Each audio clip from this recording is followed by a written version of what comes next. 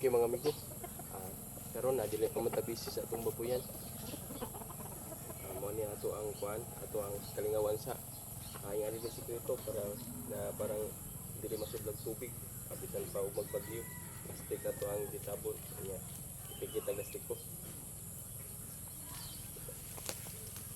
Nga naaning paman diha mga amigo, dili jud masudlag tubig bisan pag magbagyo kay plastic na gyud atong gigamit.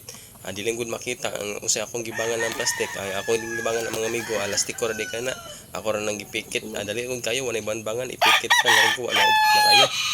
Tanawa mga amigo puno, tamis pa yun kayo. Pertigod ka kusog motuba ni lubiha, halos wala pay punuan kay bata pa kayo. Pero karon mga amigo, ato gindiyan to kalimtan nga hugasan yun nato ang atong sulanan kay parang tamis ang atong tuba.